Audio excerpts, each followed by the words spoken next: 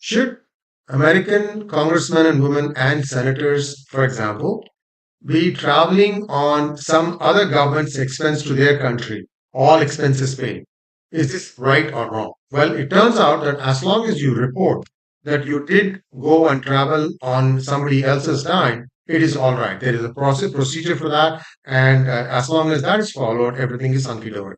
Well, in the case of Congresswoman Ilhan Omar, she had traveled to Qatar at the expense of the Qatari government for the World Cup 2022.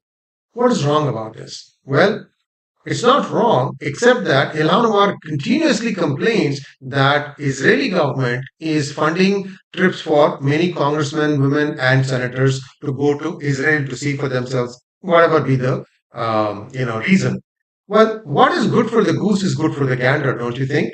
Then why is it that Ilhan Omar, Rashida Tlaib, and a host of other people, including Pramila Jayapal, who called Israel a racist country, then why is it that if they do it, it's all right, and if their countries sponsor their trips, it's all right, but if Israel does it, it's not right?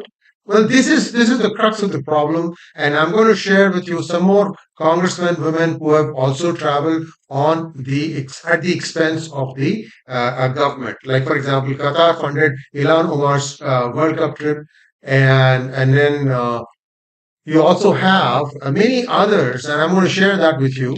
It's not just Qatar.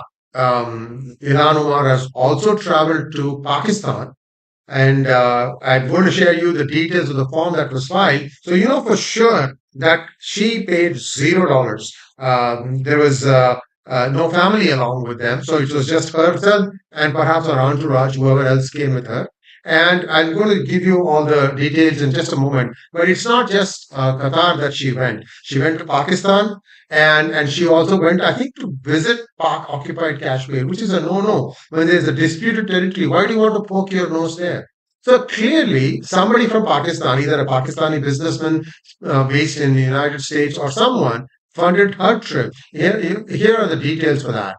So you can see here, I have actually done one monologue about the details of the, I think, LA-based businessman who did that. He also traveled with Ilhan Omar. In fact, there's a picture, if I remember correctly, of Ilhan Omar and Imran Khan photographed with this particular businessman also. So these are the three different trips that, as she has declared. And you can see lodging was provided and food was provided by the host. So everything, all expenses paid. You didn't have to spend a dime.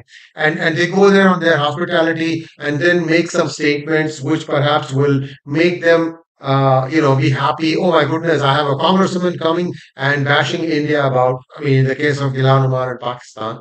And in Qatar, they would have gone and done something against Israel. See, for example, she has often expressed concern about foreign interest influence in American politics. It's okay if Qatar does it. It's not okay if Israeli or pro-Israeli community does this thing.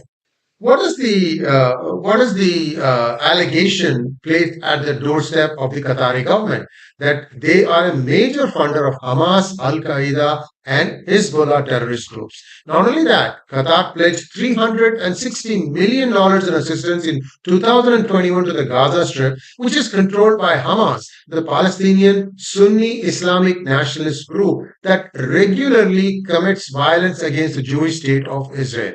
Qatar has funneled hundreds of millions of dollars to Gaza Strip for construction projects. Reuters has reported this. However, Qatar recently delayed a payroll grant, leaving Hamas unable to support close to 50,000 employees.